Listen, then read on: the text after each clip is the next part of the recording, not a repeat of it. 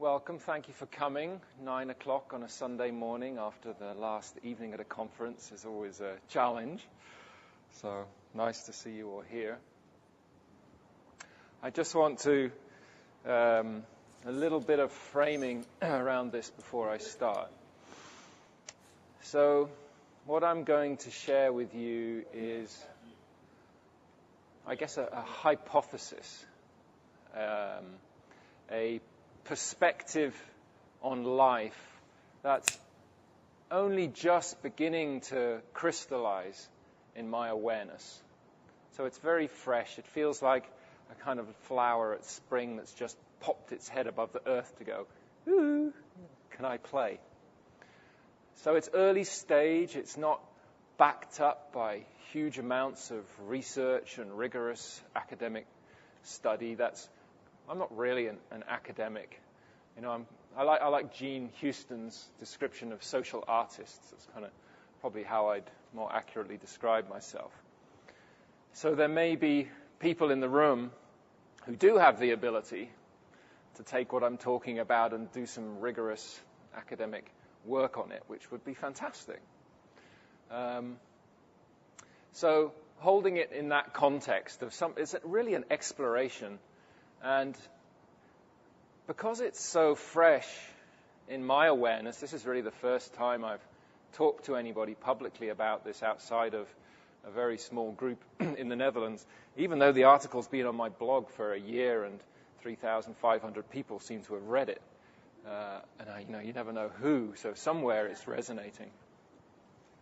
But it's very fresh, and it means that I'm often still, although I have a felt sense of what I'm talking about, and it really resonates with me, sometimes finding the language to describe it takes a moment. So you may find I need to just pause sometimes to try to allow the words to form to describe what it is that I'm feeling. So in the same way, I'd like to encourage you to, as you're listening, to listen with your whole being. So we need the mind, but maybe just turn the analyzer down a little bit if it's woken up yet this morning, just to make sure that there's space for your other forms of knowing. Like somebody once said to me, imagine you've got a great big ear right here on your heart.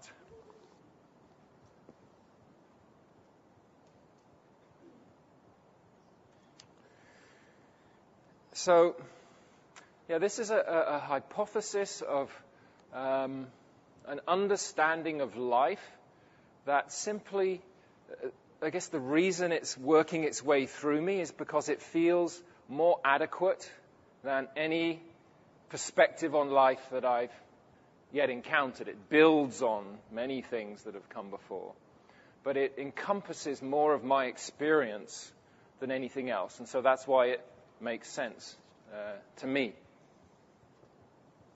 Just to say how this crystallized. This actually crystallized on a transatlantic flight from Amsterdam to San Francisco, I guess probably about a year or so ago.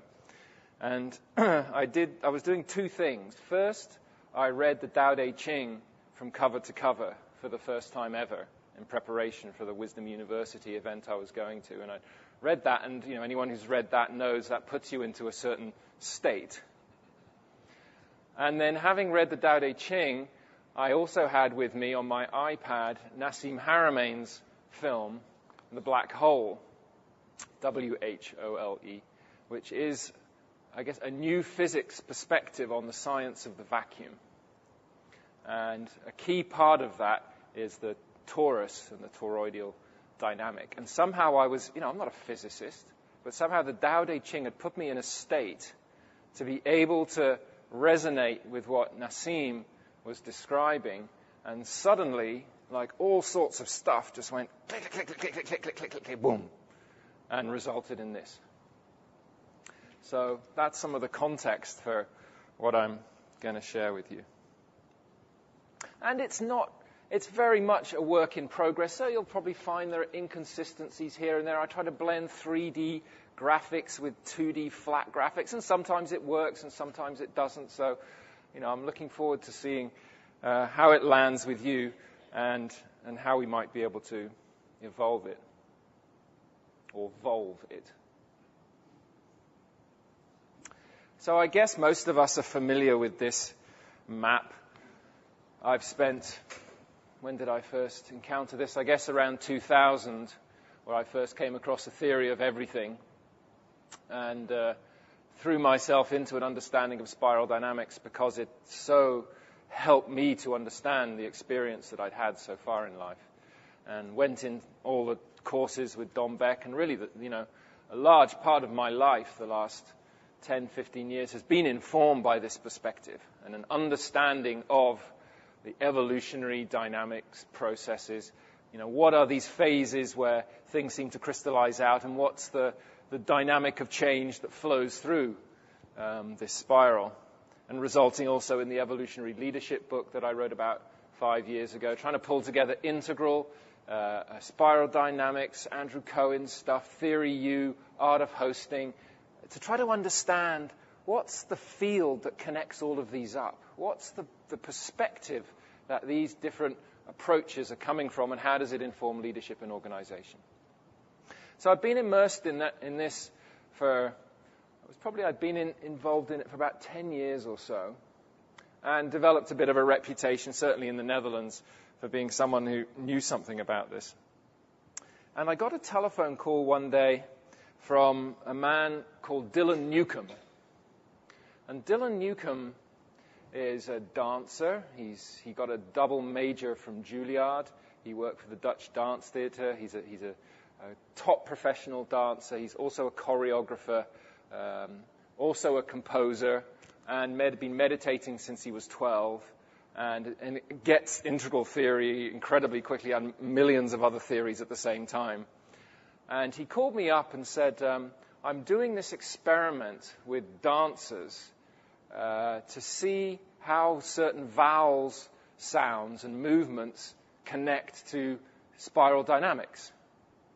And could you help me out? And I was kind of, he's American. He comes from New York, I think, originally. And I said, oh, okay, where do you live? And he lived 10 minutes down the road from me in The Hague, in the Netherlands. So that was a very interesting kind of life organizing us to meet. And what Dylan was doing, and I need to explain a bit of this because it was really the seed for how this started to emerge in my awareness. What Dylan did when he left the dance world, because he was trying to work out how to take what he was learning in that area to have a positive impact, more positive impact in the world than just performing for audiences who would sit and clap fairly passively, whatever you did. And what he did is he put hundreds of dancers through workshops, and he had them make 8 core vowel sounds over and over again. And he said to them, when you make those vowel sounds, what does your body want to do? So, for example, ah, your body starts to go, ah, and your body starts to do this, right? Or oo, it contracts a little bit, And so he took a number of these vowel sounds and fairly quickly began to see certain patterns that formed. And as sounds started to link to movements, he noticed that, when you go, ah, it does something with you. You can start to describe a certain quality of feeling that emerges, as you make these different sounds and movements. So he began to discover that there was a kind of what he started to call an energy dynamic. He discovered a kind of a code of some kind. And then he added an in and out breath to each of those vowel sound movements, and so got to 16 movements. Now, so he was familiar with integral and spiral dynamics, and what he saw was that pattern of 8 seemed to correlate with the value systems in spiral dynamics if you choose to take an 8 perspective on it. And this is an important thing to say. So we chose to take an octave perspective on the spiral, on the value systems. Graves, I think, talked about 3 tiers of 6, and I could go into later, why I think that was that he was seeing 6.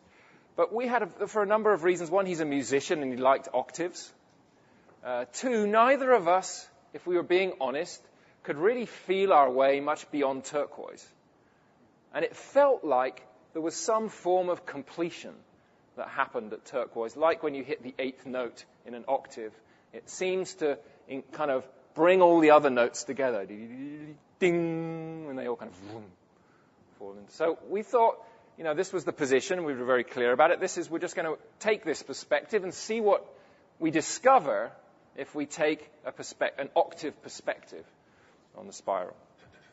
So he encoded. Oh, yeah. Let me say one other thing. So he got to this, and then at some point, somebody said to him, he was looking at these systems of 8 and 16, have you ever looked at the I Ching? And he was, no, never looked at the I Ching. So he said, I really think you should.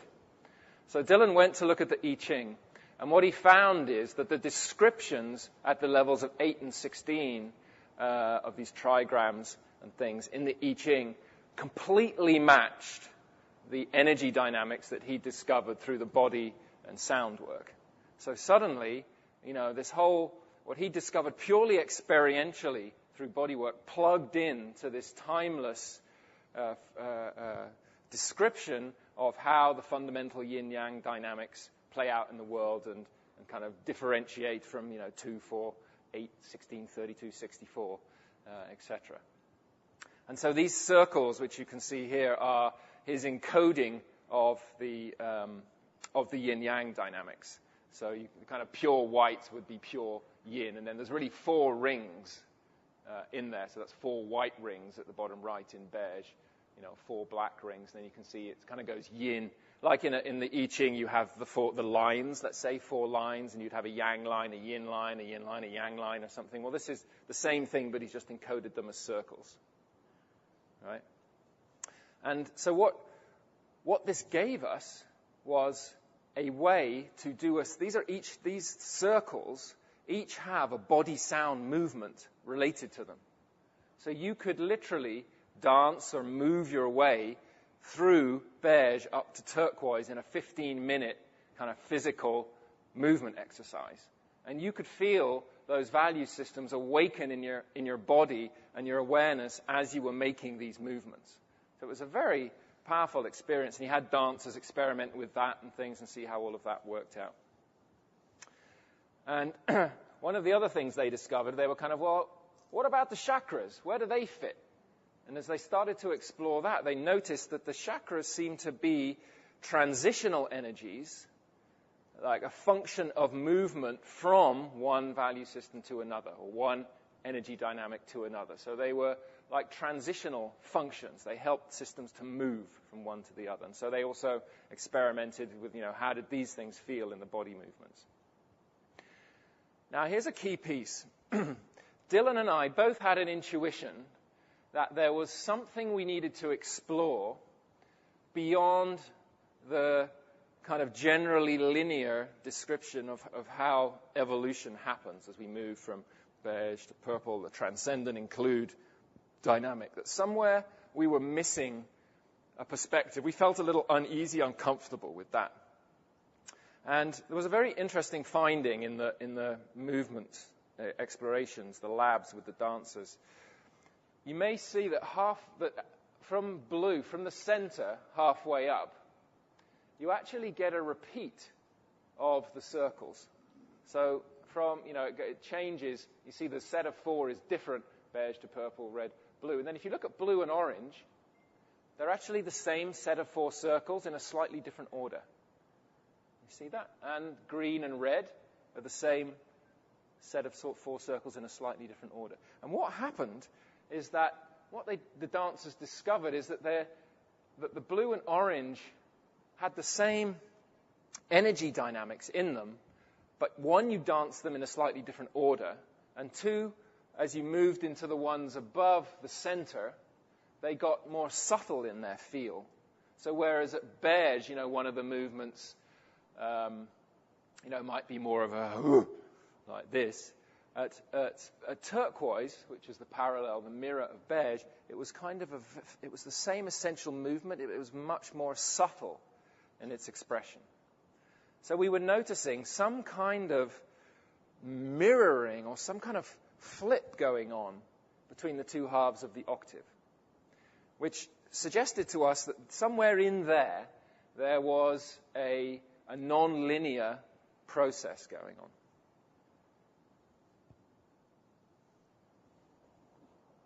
So there are the kind of, the matches between the different ones. And it's interesting because if you stop and think about it, one of the things that made me think about this is, this whole green mean green mean thing, green having an issue with red. I think a lot of us were starting to recognize that. There was kind of a narcissistic side, sometimes emerged as an underbelly in green, that was related to the red, and a lack of integration of the red value system somehow. And as I started to explore it, I was thinking there's an interesting relationship between these different systems. I just want to make sure I don't get ahead of myself here. Yeah. So, and this was a kind of just one of those feelings that I got, and more of it at an intuitive level that we started to explore then with some of the dancers and things, was that if you look at, let's start with kind of blue and orange and the energy dynamics around that. They were very hands-on, detailed, kind of, getting things done sort of energy. And you imagine that blue sets the rules of the game, and then orange plays the game. So it's what you need to be able to manifest stuff, make it happen. And as you stretched further out, it got less and less like that.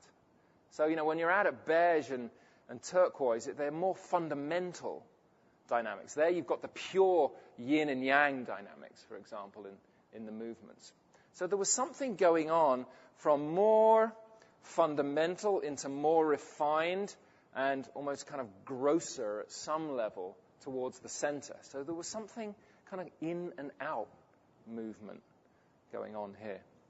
And the way I explained it, as I looked at it, well, what is the key, what kind of connects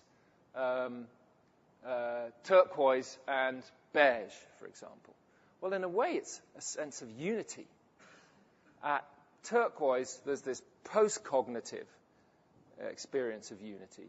And at beige, if you've ever been in a situation where your beige has been awakened, and we simulated in our spiral dynamics training in the Netherlands, there is no mind present. You're just doing what you need to do to survive. There's no thinking about it. So there's a kind of pre-cognitive unity experience at beige, and a post-cognitive one at turquoise. At yellow and purple, the connecting theme is connection. Purple connects in a kind of more tribal, archetypal level, and yellow wants to bring all the different pieces together.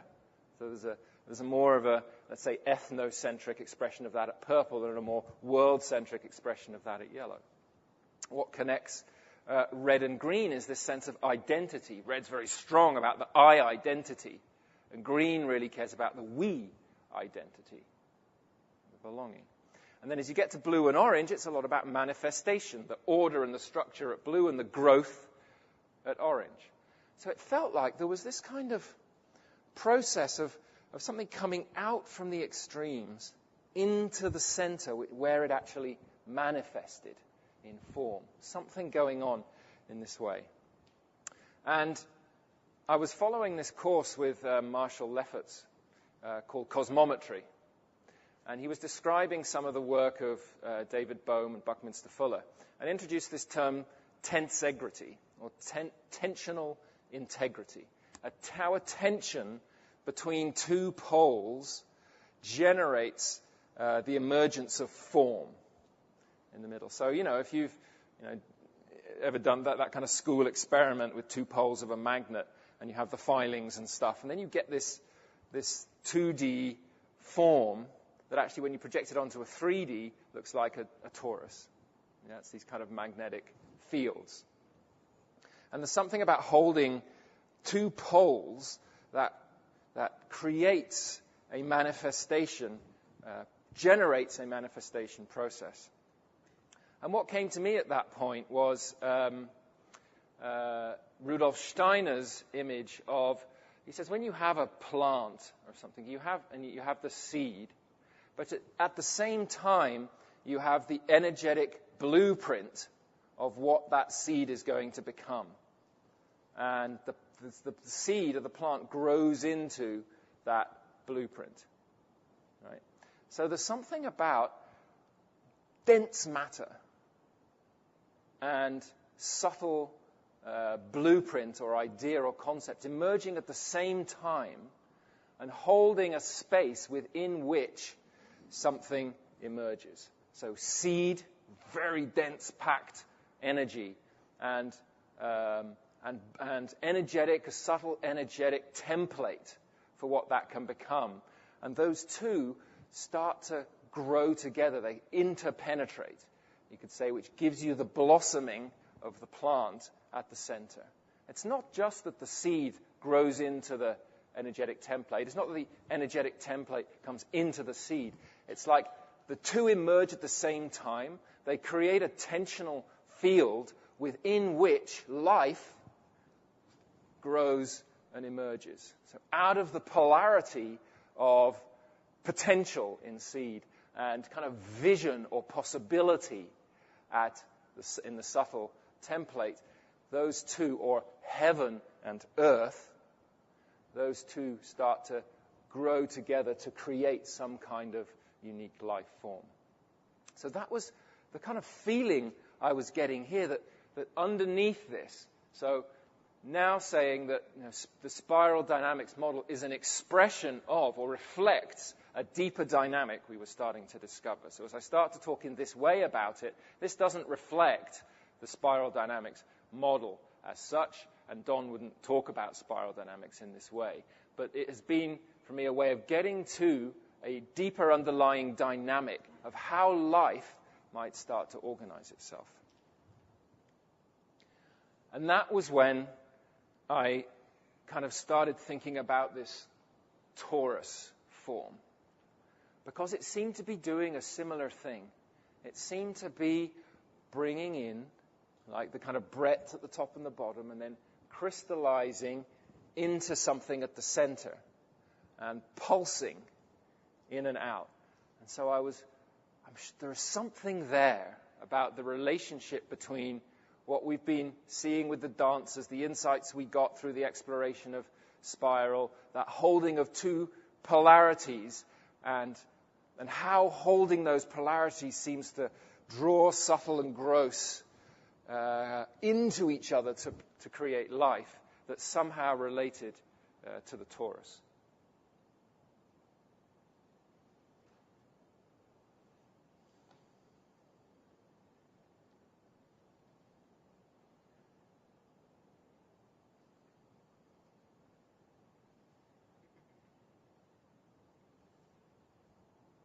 So this is the kind of image that was working its way through my system of this kind of process going on that was bringing more foundational or fundamental kind of extremes into something which was manifest in form and detail at the center. Now I should say that in Nassim's work, he says actually there are two. It's a double torus dynamic. And the reason that made sense to me is because if you just take one, there's energy going in one end and out the other. Whereas what it felt like to me is that stuff was coming in from both sides and manifesting across the center. Like, you've got this seed and you've got this potential. And that those two were somehow drawn in to create something at the middle. But for the sake of simplicity, you'll often see me using the graphic with just one toroidal form. But I needed to put that footnote in. So this is how Nassim illustrates the double torus in this way.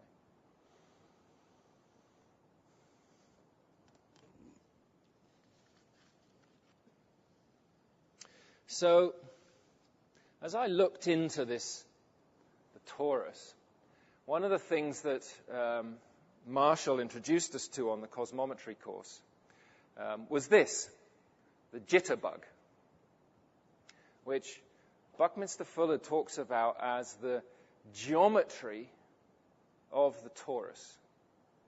So where the torus is a flow form, as we were looking at it on beautiful kind of flow that we could see there, within that process, there's a certain geometry to it. And when I saw this, and by the way, I saw this for the first time in Chartres, where Wisdom have this kind of session each year, sitting in the room where the original Chartrean masters had been exploring the liberal arts. And I saw this and it's breathing. Look at what it's doing. It's breathing in and it's breathing out. And what's actually going on here is that as these geometric forms kind of open and close and touch the different boundaries as they go up, what they flow through are different geometric forms that actually are the basic forms of all life. So the Platonic solids, which you can see down in the bottom left corner, are the basic geometric forms that underlie all life. So what was going on in the geometry of the torus is that it was creating life forms. It was creating the foundation for the expression of all life, which was kind of, so maybe we're onto something here. Maybe indeed this is about a creation or manifestation process. And what happens is that as these different geometries form and dissolve and recombine, is that this dynamic is spreading information through the whole system. So imagine that this is an entity or a holon. Think of a holon now as this. And it has all these different levels from gross, subtle, up to causal, these different fields which we can't see, and then the gross forms which we can see. And what this dynamic is doing is spreading information throughout the whole system, connecting gross to subtle to causal the whole time. So we're literally breathing, as we're breathing in and out, we're interfacing with our different levels of our aura, the different energy fields that are part of us, and everything, all of organic life is basically breathing in this way, gross to subtle. And as it's doing so, the information that's held in the subtle and causal fields are quite literally informing the gross, shaping the gross realm. So when that flow is working, when we're breathing well, when life is breathing well like this, then the form that grows is the most beautiful expression of cosmic laws, as it were, that you can imagine, or the kind of natural design of life.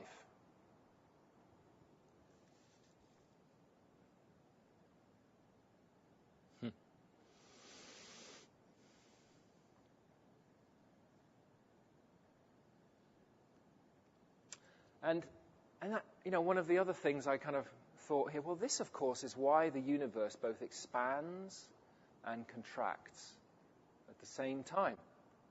This is why scientists see that, of course, it's expanding because it's breathing out. Breathing in and it's contracting as it breathes out. So it's not one or the other, it's both, continually, at the same time. The universe is both contracting, expanding, and contracting in at the same time as it breathes. And just that image, I just this morning, as I was kind of lying there, got this image of all of organic life breathing, in this way. Isn't that a very kind of touching image of everything's breathing together? And as it breathes, expands out into its more subtle fields, the outer, let's say, perimeters of the torus, it's connecting with the energy fields of other organic life forms. So at the center, where it gets very dense, you could say that, to link it into some more integral talk, at the center where the lines are very dense, and we come into the more gross, that's kind of the egocentric realm where we're focused on the agency and the identity of the entity. And then as it starts to expand out, you could imagine that the the field gets less dense, more subtle, and a different frequency. So the frequency at the center, where the waves are very close to each other, which gives the form that we can see. The waves are very close. The frequency is very high. But let's say about further out, the frequency is less high of the waves. So they're more subtle. They're harder for us to see at this level. But imagine at that level, it's more of an ethnocentric resonance where a plant starts to resonate at that level with the other plants of the same type, of the same species.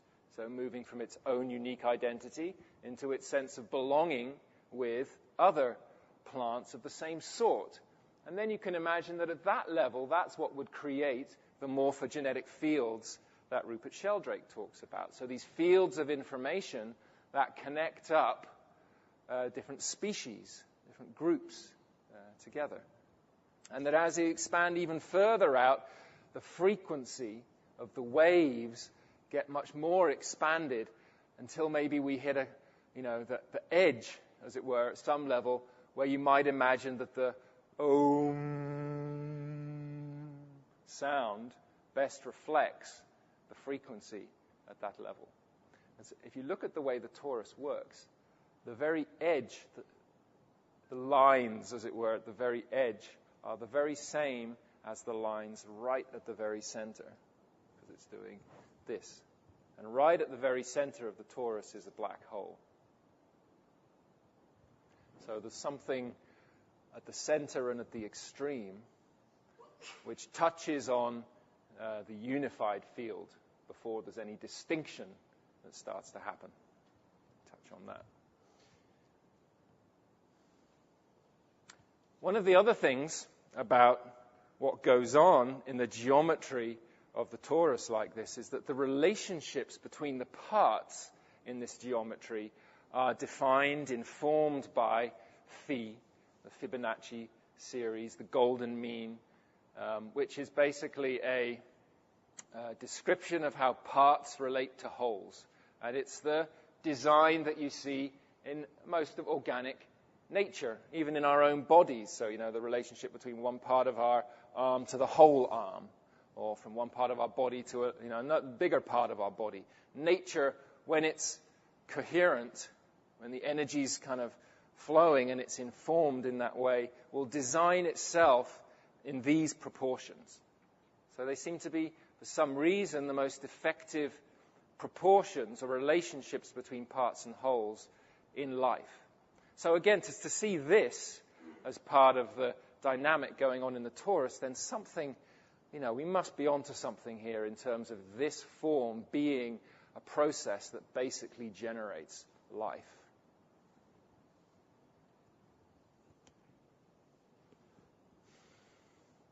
Another part of the cosmometry, which struck me when I heard this form, the vector equilibrium, as it's known, it's the most stable geometric form, they say, in the universe. And it's like, in a way, it's a description of the unified field, because it's so stable that nothing happens. And it's held in place by 6 polarities, 6 vectors. And that struck me, and I don't know whether it's right to make this connection, but I'm going to do it anyway because it's intriguing. If beige and turquoise, and I use the spiral language, but I'm really pointing to an underlying code, are unity, right, pre- and post-cognitive, then the 6 in the middle are in the relative domain and have polarity built into them by their nature. So when you take an octave perspective, you see in the system 6 polarities held by a unity field. And that just happens to be how they describe the vector equilibrium. And it's then this form which is in a way the geometric description of a unified field, if you could ever do that. It's this that starts to come into movement at some point to generate life forms. The torus and the jitterbug. This collapses. The stability destabilizes and comes into form through the toroidal jitterbug dynamic. about the relationship between the jitterbug and the toroid. I wasn't quite clear why those... Okay, so the jitterbug, and the torus is the kind of, almost the skin. You can see this, the flow form. And the jitterbug describes the geometric dynamics going on within that toroidal form. Is there a mathematical connection between the two that others would acknowledge, or is this... This came, through the whole cosmometry work that Marshall was doing and looking at Buckminster Fuller and David Bohm and all of these things. Yeah. I haven't got it, at hand, but you can look for it if you want.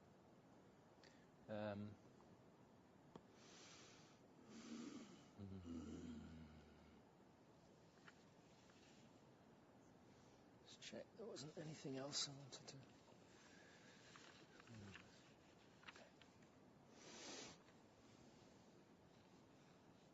So these were the kind of things I was playing with. My mind was conjuring up this image of the breathing up and down, the taking out of the kind of extending out from with this kind of compact seed, most gross level of potential here, like the Big Bang, before it exploded.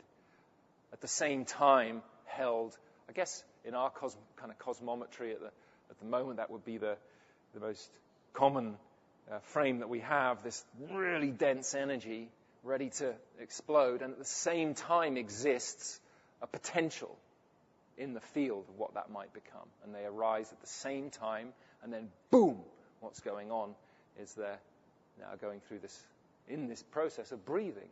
The universe is breathing. So it's, when Dwayne Elgin talks about the living universe, this really makes sense to me. The whole thing is living.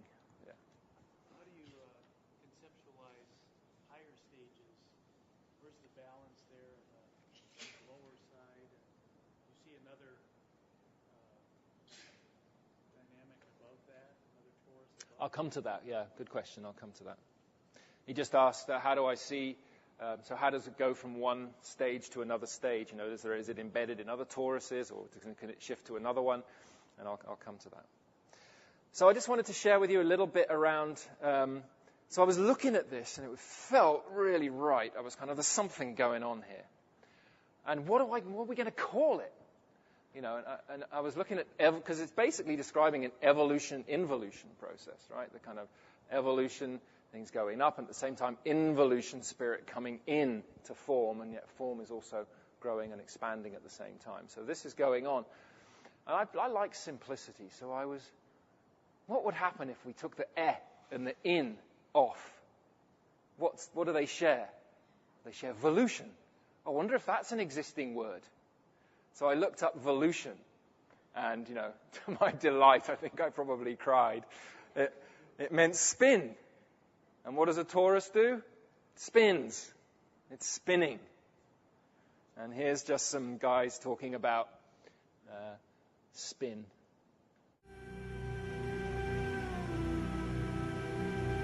Everything is spinning.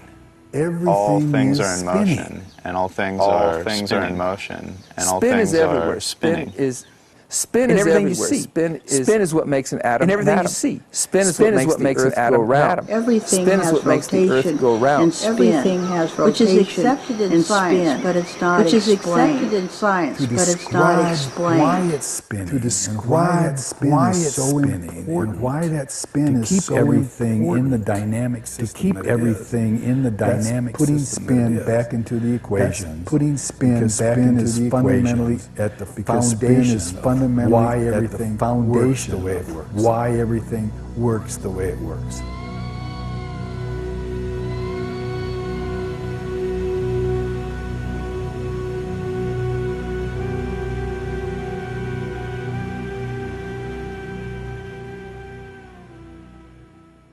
One of the other things I started to notice, and it came through looking at actually an image of the galaxy, this one here, which NASA sent out about a year ago, was that as these, you could say the subtle and the gross, or the energetic and the material, start to come together and integrate in this way, that the life form seems to emerge almost at a 90-degree plane at the center. So it's like you've got these two pieces, this tensional field, and these growing into each other. And it seems to then be that the life form emerges at this plane at the center. And you can see the NASA image here, and I'm just going to play a little film which they put out about this as well. Using data from NASA's Fermi Gamma Ray Space Telescope, scientists have recently discovered a gigantic, mysterious structure in our galaxy. Using data from NASA's Fermi Gamma Ray Space Telescope, never-before-seen feature scientists have recently discovered a gigantic, mysterious structure in our galaxy. This never-before-seen feature these enormous gamma ray emitting lobes extending above and below our Fermi all-sky map. However, by processing the data, a group of scientists was able to bring these unexpected structures into Fermi all-sky map. However, by processing the data, a group of scientists was able to bring these unexpected structures into sharp relief. Each lobe is 25,000 light-years tall, and the whole structure may be only a few million years old.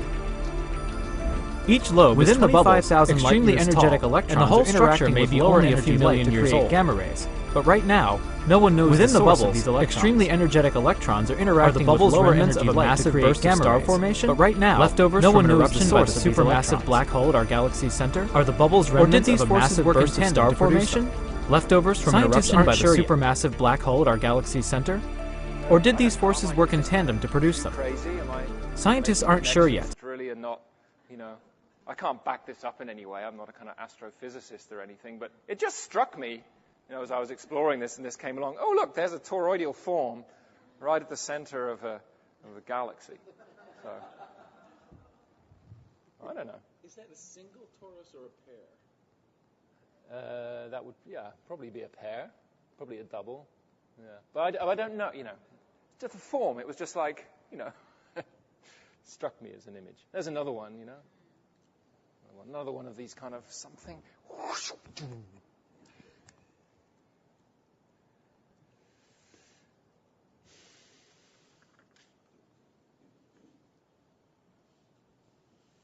So,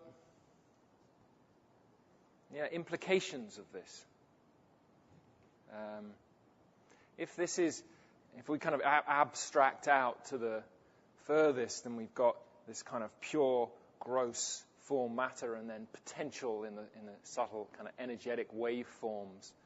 Is this also the same? And what happens is that life emerges as they kind of grow into each other, as they interpenetrate. Is this the same as connecting heaven and earth? Is heaven on earth when there's no blockages in the meridians of ourselves or of the systems that we're a part of, which enable this jitterbug, this energy flow, this information flow to move seamlessly so that matter is informed by the subtle energetic, or heaven and earth kind of dance together to create life form that is entirely aligned with the fundamental principles of life.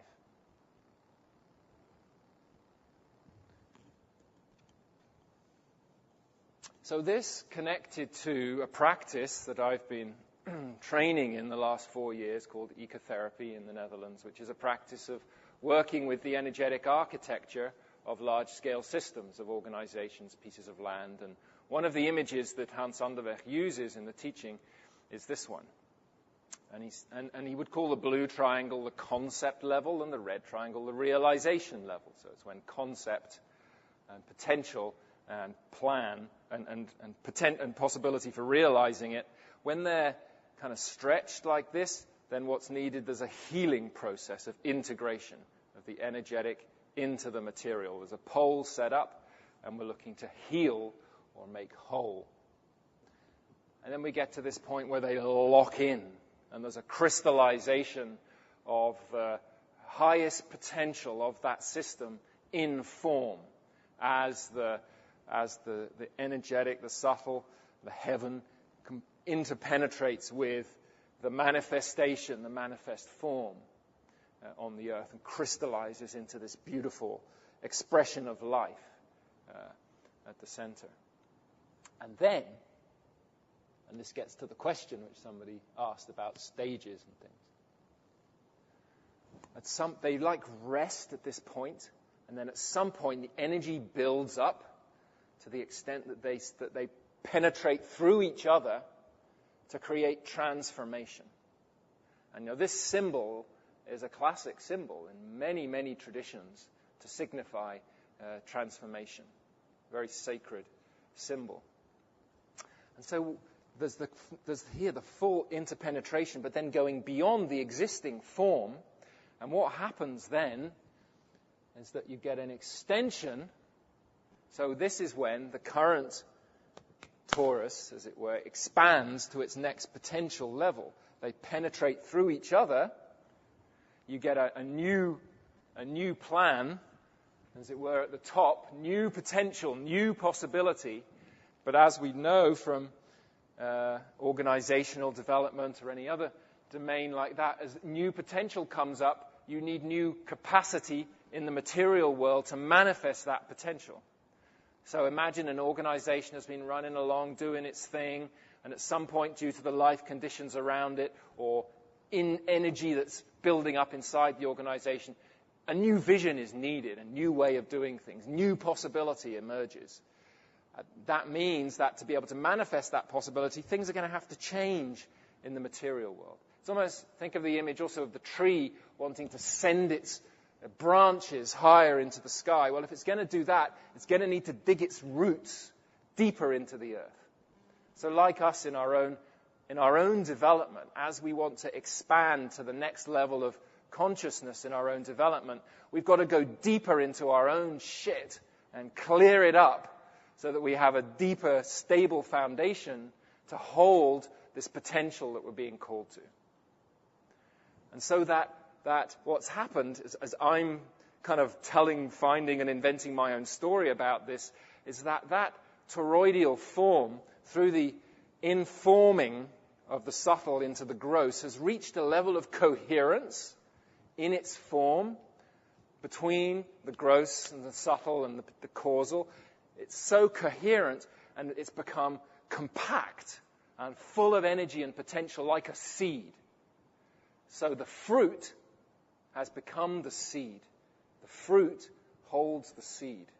When the apple falls off the tree, the seed for the next tree is present. So that form becomes the seed for the next level of its being, let's say, which then emerges. And then you see, if you include the dotted lines in the triangle, you end up at the triangle on the left again, because you've got potential and you've got current form, and they again need to interpenetrate.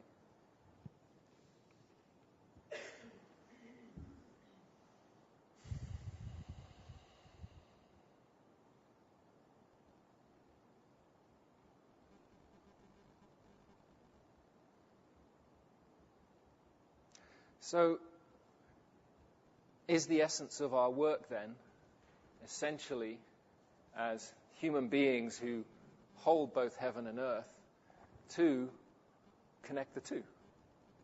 Is that the fundamental essence of our work? To be able to bring grace as the kind of a description, as it were, of the beauty of the design at that level into manifest form. One of the wisdom university teachers, I was at Chartres the other day, and Andrew Harvey was talking about his meeting with the Dalai Lama, 2 hours, he said, I had with the Dalai Lama to interview him. And at the end of the interview, I couldn't get out of my seat. And he said the Dalai Lama came over and hauled him out, because he's used to that going on. Hauled him out, so he was face to face with the Dalai Lama, and he looked him in the eye, and he said, Your Holiness, what is the meaning of life? And the first thing the Dalai Lama did was he burst out laughing. And then he said, the meaning of life is to manifest your transcendent self. Not to escape your body. To manifest your transcendent self. To bring it into form. To interpenetrate our highest potential into the body and the being that we are in this incarnation. At another level, one of my teachers in the world of geomancy says, this was the deal that we struck as humans, the deal that we struck with the angelic realm and with the nature spirits, was that the angelic realm would show us around that dimension, and our job was to take the frequency of the angelic realm and bring it into, kind of step it down in terms of its frequency, be a transformer to be able to feed into the natural realm. Because, he said, the energy of an angel would fry the butt off a gnome. And so we need to bridge the gap, and that's what the role, that was the deal. That's our role, is to do that, is to be the transformer of those two, that very high frequency, and bring that into the gross realm. So that's another example of how this kind of matches up. So, one last piece then. If there's this unified field, the absolute, we might say, where nothing happens, the geometry of which is this that image that I showed you, then what is it that pulls on that unified field to trigger the toroidal jitterbug process which brings life into form? What is it? What is it that triggers manifestation? Why is it not just one big absolute? Why is there a relative? And what is it that brings the relative, as it were, in? That was a question, which I started asking myself. This quote from Arthur Young: "The universe is a process put in motion by purpose or intention. I will something to happen. There's a need. I feel a need for something to happen. I feel the tension between the current situation and a possibility. And as I feel that, I set up a tension field which starts to exert a pull on that, destabilizes that vector equilibrium, that unified field, and starts the process of the jitterbug and the torus." So intention, look at that word, intention. It brings something into tension. And creative tension leads to manifestation. Intention.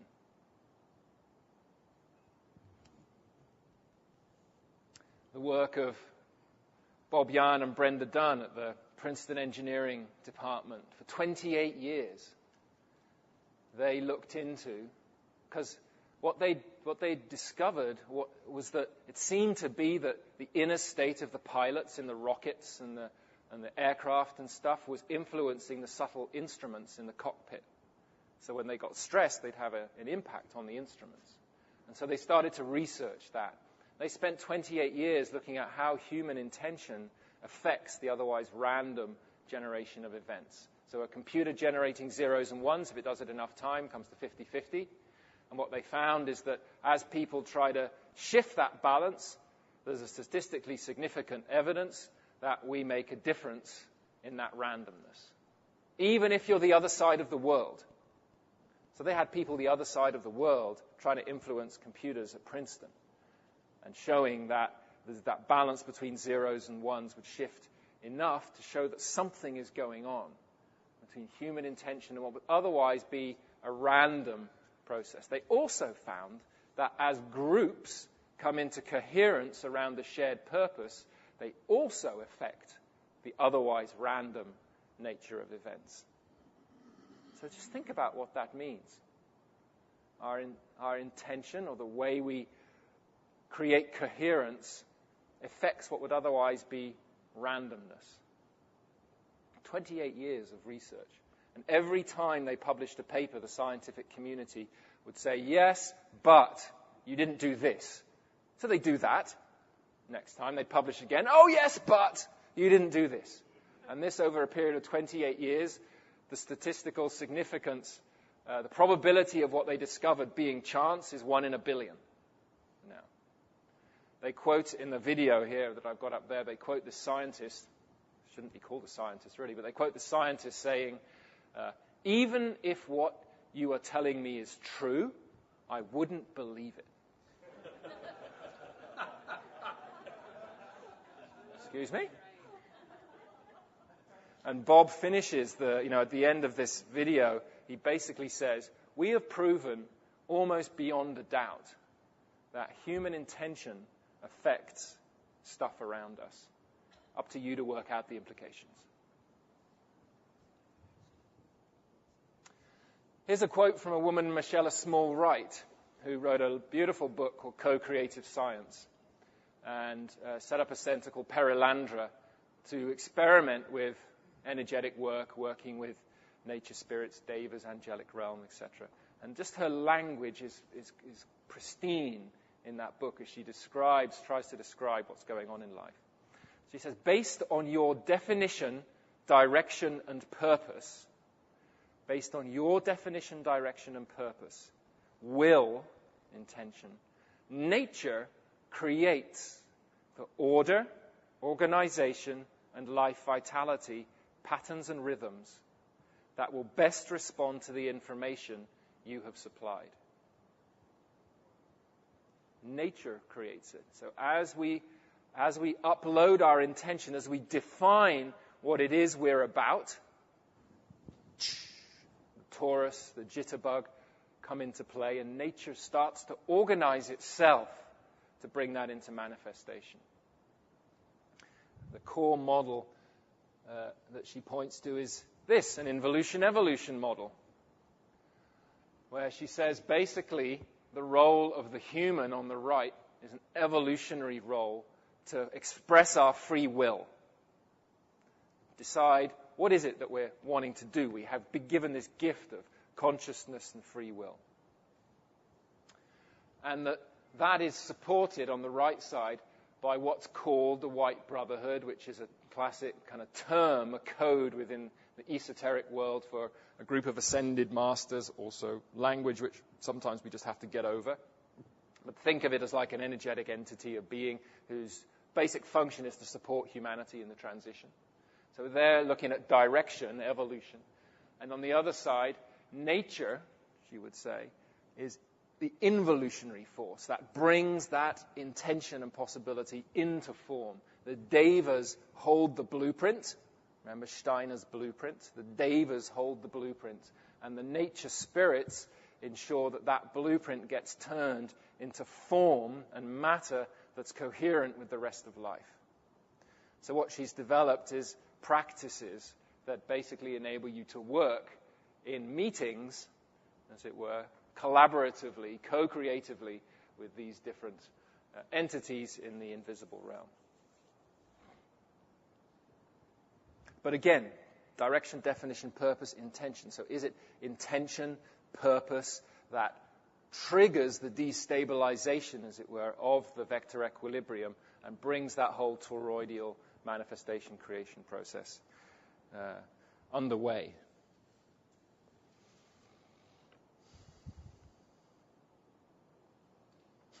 I've seen the reports of it, I've never seen it myself, but apparently one of the things Michelle can do in terms of manifestation is literally, because she's got in her body and her awareness how the process works, so connection to the deva, the nature spirits and everything, she manifests bags of manure and tools, garden tools.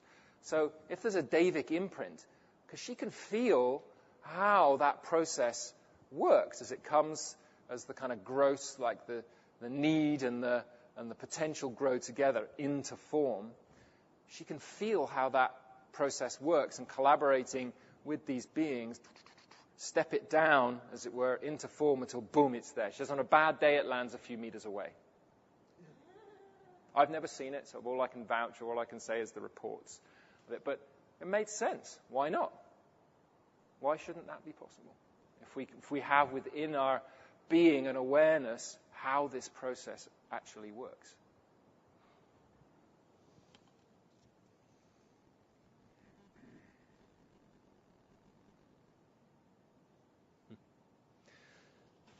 So one of the other ways I've thought about it is this tension that generates the toroidal form and dynamic another way of thinking about it, because I was just, so human will and intention can do this. Well, what about the rest of life? How does the rest of life trigger these, this emergence of form? Do they have will and intention themselves? Actually, this only came to me at about 6 o'clock this morning, and I was lying in bed and asking that question. And all you need to do, by the way, is ask questions clearly, and if you're open enough, you just get the answer.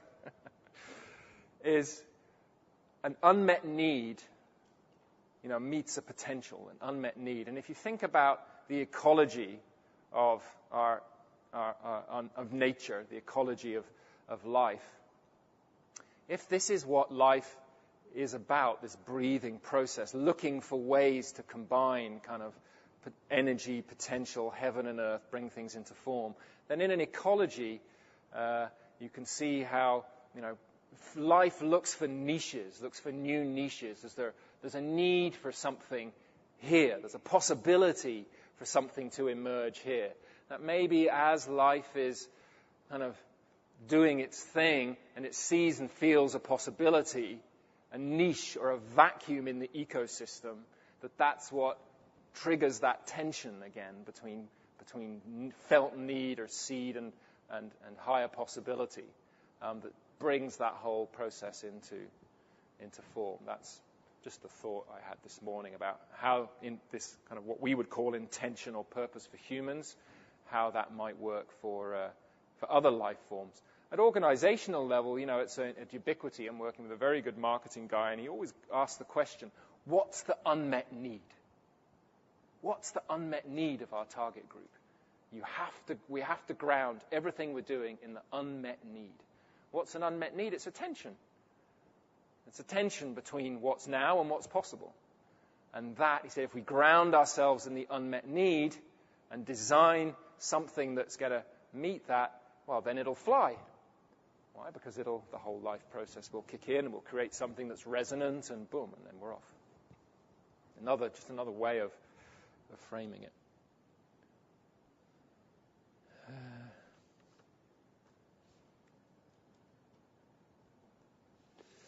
So that's basically it. I guess, why is this important? Why is this important to me?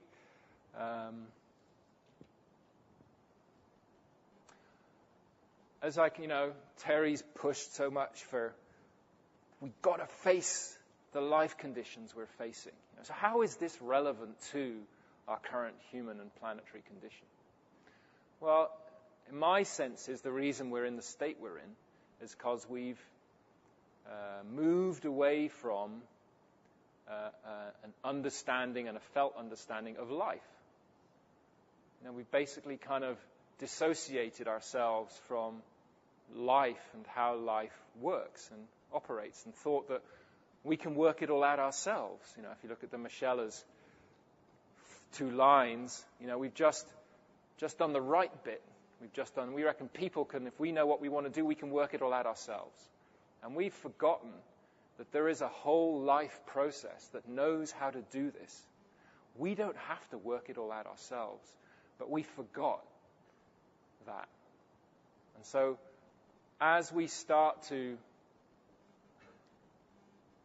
develop our understanding in ways that bring us closer to the actual dynamics of life, we start to grow closer to life again, and therefore I think we have a greater chance of living ourselves.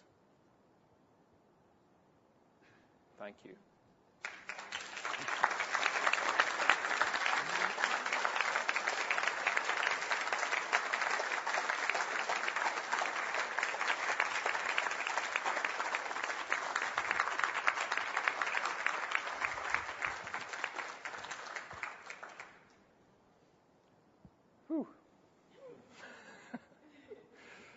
So, any questions? Questions or comments? We need to work with a microphone there. Yeah, we can use that one. Or we can use this one here. There's one here as well.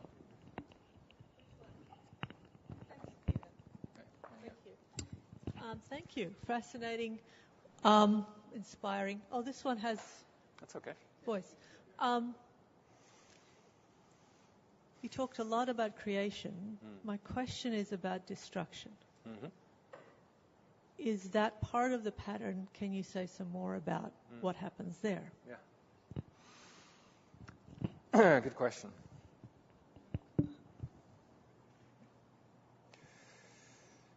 My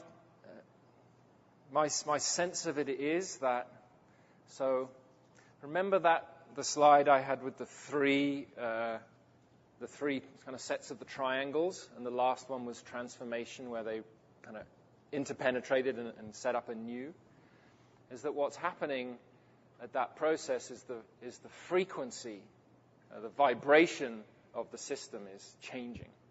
And when it does that, when something starts to vibrate at another level, other stuff can't take it and starts to fall away. It's like, I think, in our own development, as our consciousness grows, we access a higher frequency. In a way, what we're from this perspective, what we're able to do is hold an awareness of more of that torus, as our awareness expands, and therefore we're accessing other frequencies. And as we access those other frequencies, patterns in ourselves are lit up that can no longer survive in that new frequency, and they need to die. And it's the same, I think, at many, many levels. That's as something's trying to shift, it grows into another frequency that's aligned with a higher purpose than its previous ones. And some things that were part of that old system need to fall away and be let go of. So that's how I see the process of destruction, going hand in hand, actually, with that transformation process. Yeah. And that's what's going on right now at planetary level. And the question is, I think you can navigate that transition in different ways. The more conscious you are of what's actually going on, the more that we can align ourselves with that process, the less suffering there's going to be, because the suffering basically comes from holding on to something that's no longer adequate, no longer relevant for where things are going to go, and that's what creates the pain. If we can release that, then we're more likely to be able to go with that expansion. And the deepening, it's expansion and deepening. You see how we have a language that's really hard to encompass this perspective, because it's like expansion, but at the same time as expansion, it's deepening. At the same time that we discover more of the cosmos, we're discovering more details in the physics, more granularity and more expansion at the same time, roots and branches.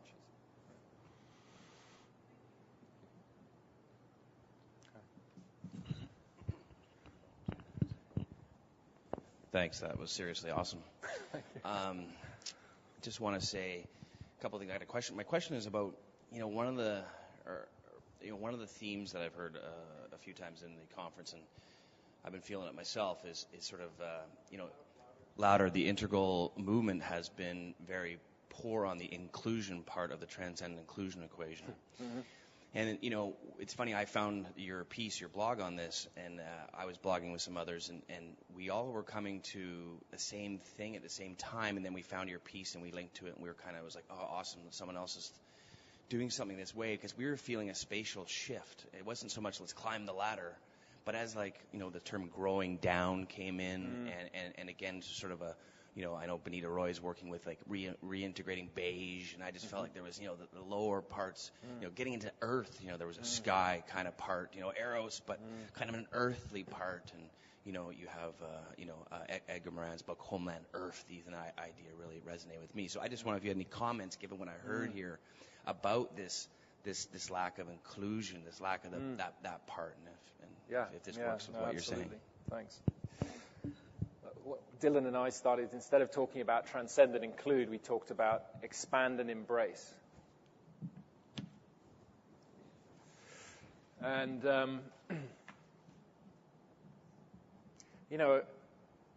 going back to that image I had of the 8 levels of the spiral and then how the different systems connected, well, if you look at turquoise and beige, once you get into energetic work, you have to get back into your body seriously, because your body is the instrument that picks up the energetic information.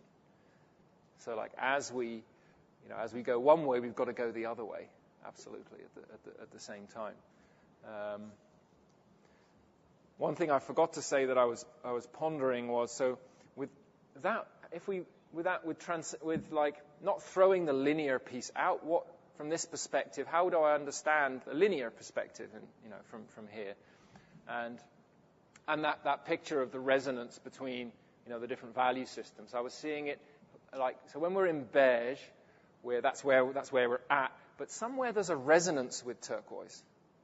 But it's not embodied, but there's somehow a resonance with it. When we're at purple, there's somehow a resonance, energetically with yellow, which I thought that would make sense. We've looked at a lot of these cultures who've built incredible things, but we say, yeah, but they're kind of, their center of gravity of the culture was kind of more beige, purple, bit of red or something, but maybe their leaders or their masters, because those systems were in resonance with the higher ones, were able to kind of shift states, as it were, and access insights from the systems they were in resonance with, like turquoise, yellow, to be able to build stuff which they built.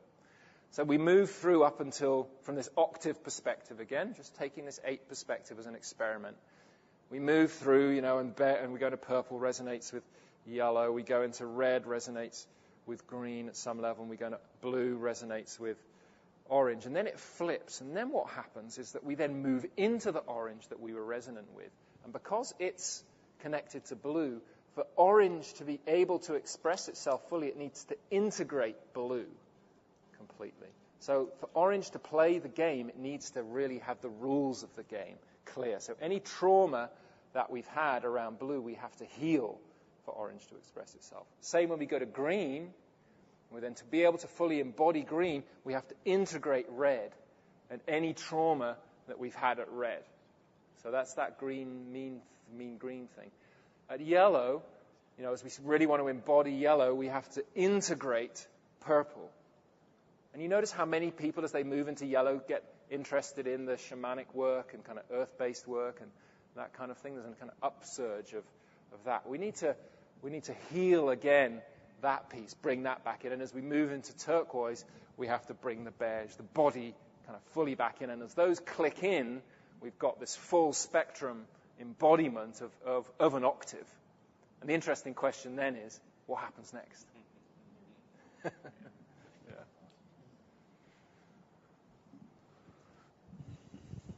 Thank you for the presentation this morning. I admit, at about the point where you were correlating the I Ching chakra systems, Downback system, at that point I was swimming pretty much. But I enjoy swimming. It's a good way to wake up in the morning. One thing I wanted to ask you, though, I just wanted to bring it back to the breath, the body, the movement. And you mentioned you were working with vowel systems. It's just basically, I would like to do that. I'd like to get some people together and play with that. So I would like to have some access to what vowels you were using, and even potentially if Dylan had any kind of structured workshop notes, that would be a great resource too. But maybe talk a little bit more about that. And would I assume we could get, would we have access to the video that you presented today? I don't know how because we could do that. If I was to get I will be getting the recording, which I would share with other people, but there's obviously a huge. What I could do is I could put the slide deck as a PDF on my blog, and I could probably also upload those videos, because obviously on a PDF you don't see the videos. Right, the movement. I could do that. But for Dylan's work, you check out the uzazu.org. That's his piece. Okay. And the vowel sounds, if I remember them, are ah. Are there any uzazu practitioners in the room?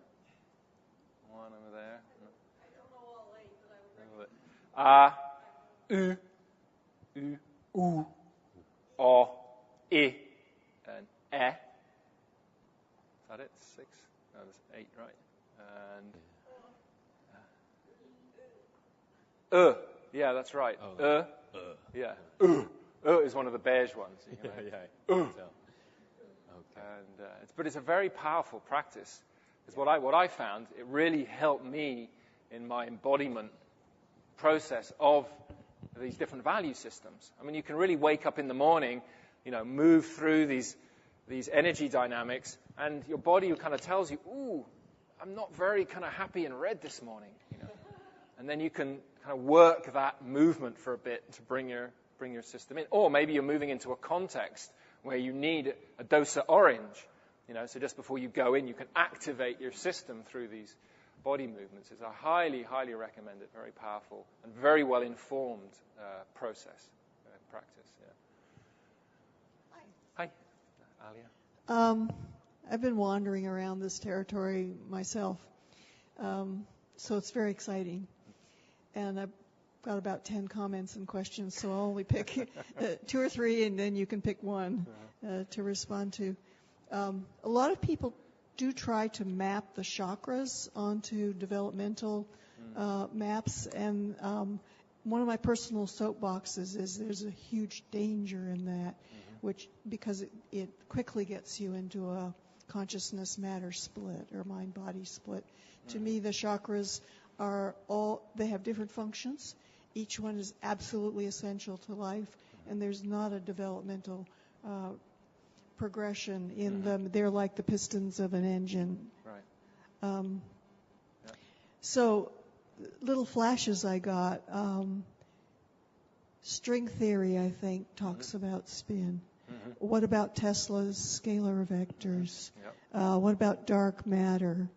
And are you just talking about life, or are you talking about the emergence of matter as well? And so on and so on. So you can pick whatever you'd like to respond to. I think a lot of those could be plugged in. I've just not had the bandwidth to do that yet. But I would love if you kind of wrote me a mail and said, I think this connects to yeah, and here's a link to some info about it. Or even wanted to do it yourself and then write it up. That would be really cool. Yeah, that would be really good too.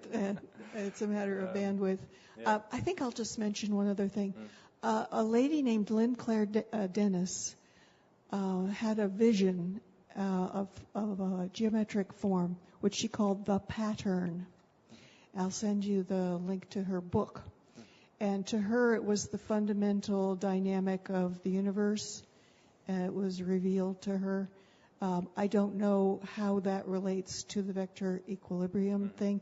I think it's a different geometric form. But people have been healed just by contemplating the pattern. And it was clear to me that she was probably talking about the pattern of this universe, but maybe there are other patterns that create other universes. So that sent me off into speculations as well. You asked, was this about all life? Thank you. Or the manifestation of matter? Well, for me, it's all organic life. Okay, that's kind of what I thought. Rocks. Yeah. There's a certain sense in which you are assuming that matter is there. Yeah, it's what brings, informs the design and manifestation of matter, particularly when you look at the Phi and the Fibonacci, design principles in a way that we see in matter, in organic life. Yeah. Oh, and just one other thing, and then I'll let you in. A mystic that I knew once wrote a little booklet called All is the Breath of One Light. There you go. Good. Thank you.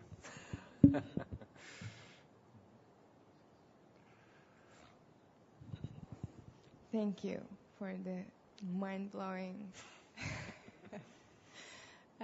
synthesis. This has been my pondering as well for a while, and I'm wondering if you have made the connections to the fractal and the exponential formulas as well, and maybe you just didn't mention it here. You know what? I have been playing with the relationship to the holographic universe principles, which of course have the fractal in. And I have a bunch of slides actually in this deck, which I hid for the presentation on that, because I'm just not feeling comfortable enough with it yet in terms of it felt like a little too stretched.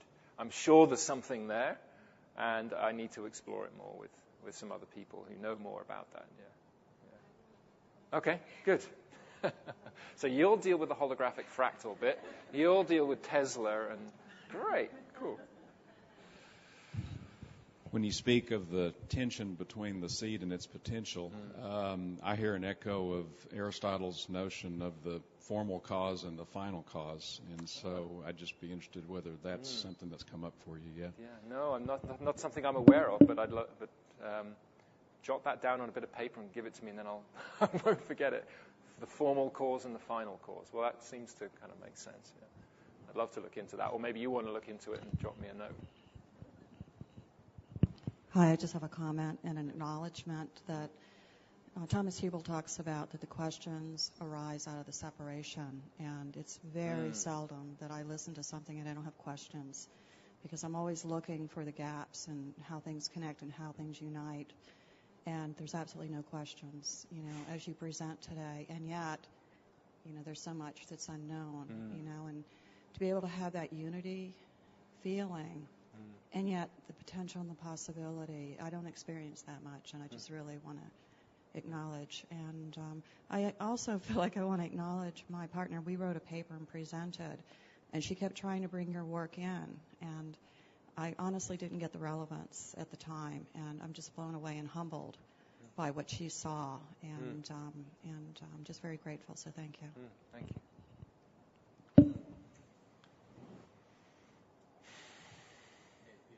Hey, Terry. You're a social artist. You've been, you may prefer that word to activism, but you've certainly been very focused on activism. You've also accomplished a lot in that way. What you've described here isn't directly related, but it implies something of a refinement of your practice. Your practice maybe individually, your practice intersubjectively, your world citizen practice, whatever scales. Somehow this imaginative exercise may express your practice in some ways, but it also has implications about how one can engage one's practice, one's responsibility, one's responsible manifestation of one's life and consciousness more fully or more completely. That feels really important, and I'd love to hear you speak to that. I always bring us back to the fact that we're in a moment that matters, where there is a kind of, serene urgency that's appropriate. Please speak to that.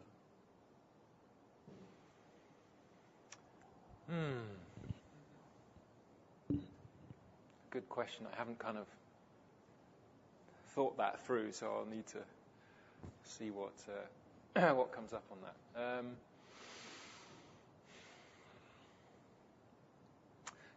I think the key piece, and a good example of it is Michel Smallwright's thing, and what that really landed for me is, as an activist, I've been kind of out there trying to change the world, and it's got to happen this way and that way, and mesh work in everything, get it all together, and all these different organizations need to collaborate to get to this higher goal. And when I encountered Michelle's work, and then as this perspective was growing in me, realizing that, God, I forgot that there's 96% of the cosmos we don't understand, and that maybe they can help. And it was this sense that, how to be an ally with life, rather than that kind of oppositional presumption that everything's against us, which of course is feeding our own shadow stuff and everything else as well.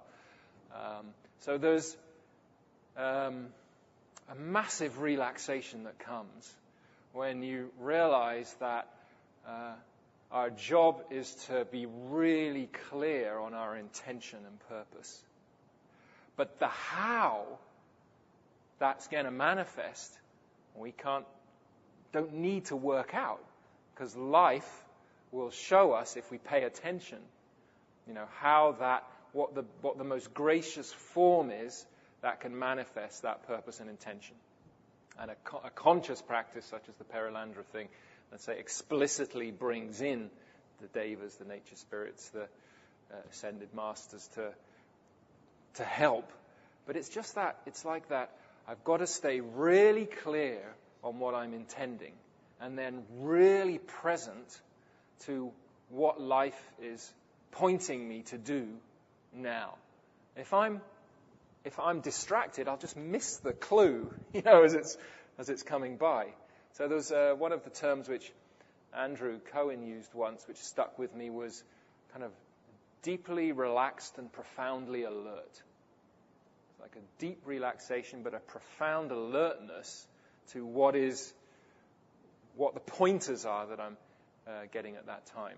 And also something Susan said yesterday on our panel, Susan Cook-Reuter, which is part of my mantra, is at some point you really feel that this is what you need to do now. So you do it full-heartedly, but without attachment to the result.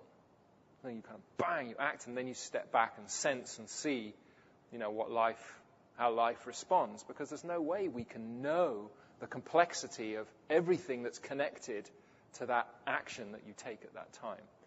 And Meg Wheatley always said, talked about sense, act, sense, act, sense, act. It's that iterative cycle. So I guess that's how it's informed my practice, is a deep sense of trust and humility around the role that other dimensions of life have to play in this journey.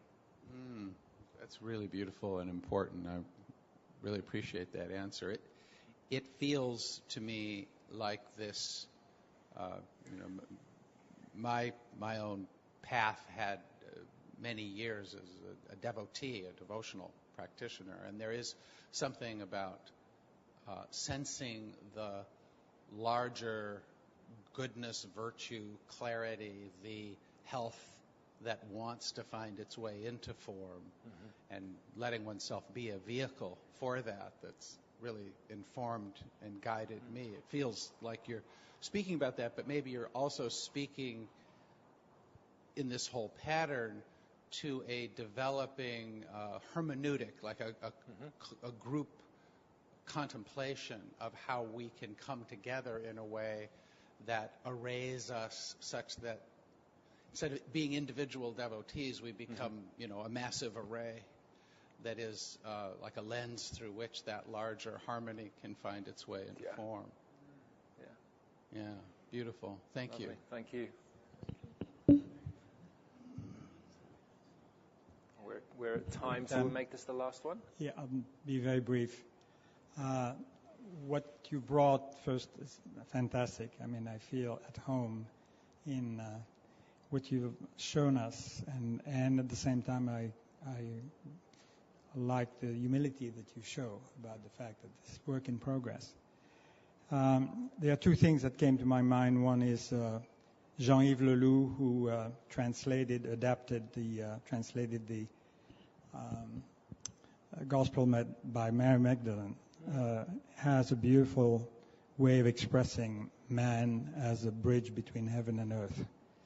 So I recommend that if you come across that it's beautiful. And it also brought out the idea that as we shift from a paradigm of domination to partnership. It seems to me that everything you present is about partnering with the larger forces. And since you mentioned Andrew Harvey in his interaction with the Dalai Lama, could you say just a word about what he says about transfiguration as the outcome of life? Are you familiar with what he says there? Okay.